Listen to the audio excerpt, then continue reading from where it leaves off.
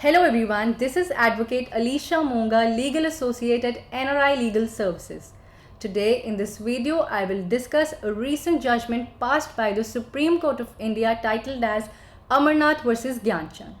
This judgment highlights that the production of the original power of attorney is not necessary if the document is presented for registration by the attorney holder who executed the document on the strength of it. To know more about the case synopsis, please watch the video till the end. The subject matter involved in this case is that an appeal was filed in the Supreme Court of India against the order of the High Court of Himachal Pradesh, which held that the production of the original power of attorney was necessary for the execution of the sale deed under Section 18 of the Registration Act 1908. Now, I will give you an overview of the facts of the case. The plaintiff entered into an oral agreement with the buyer for the sale of his property for a consideration of Rs 55,000. Thereafter, he executed a power of attorney in the favor of the attorney holder, who is the second defendant in this matter. When the buyer failed to make arrangement of the money for the execution of the sale deed, the plaintiff cancelled the sale agreement, and thereafter the attorney holder surrendered the original power of attorney to the plaintiff. However, the attorney holder applied a copy of the power of attorney and fraudulently, in connivance with the defendant, entered into the sale agreement for Rs 30,000. The plaintiff contended that as the power of attorney stood cancelled, such a sale agreement should be declared as null and void. The plaintiff further filed a case of declaration by the way of permanent injunction that he is owner in possession of the sued property. The High Court held that as the original power of attorney stood cancelled, the attorney holder was not competent to enter into the sale agreement with the buyer. The High Court further decided the matter in favor of the plaintiff and declared the imitation done as null and void. After the judgment of the High Court, the stance taken by the counsel of the buyer was that a registered power of attorney should have been only cancelled or terminated by following a due procedure of the law. He further laid stress on Section 32A of the Registration Act to state that under the power of attorney given by the plaintiff, the second defendant was well within his right to execute the sale deed. On the other hand side, the counsel of the plaintiff laid stress upon Section 33 subclause 4 of the Registration Act, which contemplates that the production of the original power of attorney was necessary for the execution of the sale deed. The counsel for the plaintiff also state that the entire process of making an application to procure the copy of the power of attorney, its preparation, the receipts, clearly shows fraud and collusion between the defendants, the sub-registrar and other officials of the registering authority. After the judgment of the High Court, two issues were raised for the consideration of the Supreme Court. Firstly, whether the production of the original power of attorney before the registering authority was necessary for the execution of the sale, and secondly, whether the attorney holder surrendered the original power of attorney. Both these issues have been discussed in the judgment given by the Supreme Court.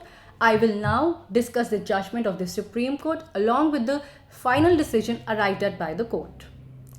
The Apex Court firstly noted the point that the state Himachal Pradesh, where the case initially arises, the government, by making an amendment to the Registration Act, inserted a Section 18A which contemplates the production of the original copy of the document which is sought to be registered. Please note, in the present case, it was the sale deed that was sought to be registered and not the power of attorney. Hence, the High Court erred in its decision that the production of the original power of attorney was necessary for the execution of the sale deed. Further, the Supreme Court, in line with the provisions of the Registration Act, rejected the contention of the plaintiff that the production of original power of attorney was very necessary for the execution of the sale deed. Now, deciding the second issue, the Supreme Court referred to a letter which was sent by the plaintiff to the attorney holder, in which he is instructing the attorney holder to hasten with the sale process as he is in the dire need of money. In this letter, there is no mention of cancellation of POA or its surrender. The Supreme Court, referring to the contents of the letter, said that merely writing the word cancelled on the original power of attorney wouldn't make it null and void. The Supreme Court thus set aside the judgment of the High Court. In concluding the judgment, the Supreme Court said that the production of the document which is sought to be registered is necessary for production before the registering authority. The intention of this judgment is in line with Section 18A of the Registration Act, which is to save the common people from unnecessary paperwork in the property matters. Thus, considering this judgment, I would advise my NRI friends who've executed power of attorney in the favor of their friends or relatives for the look after the property or other things to follow a proper procedure of revocation. Please understand that by simply tearing the original power of attorney, merely writing the word cancelled, striking of the power of attorney, or taking the original back from the attorney holder will not meet the requirements of the revocation process. For your convenience, I will briefly describe the steps involved in the revocation process. Firstly, a proper revocation deed needs to be made of the power of attorney and the same needs to be registered with the concerned authorities. Secondly, a legal notice should be sent to the attorney holder along with the registered cancellation deed. In addition to these two steps, a publication can be done in the local newspaper in the area where the attorney holder resides. I hope the information provided in today's video was helpful. If you have any queries related to this topic or any other legal topic, you can write us an email on query@nrilegalservices.com. Please do like, comment and share this video. Also, if you want to watch more such informative videos, subscribe our channel. Thank you.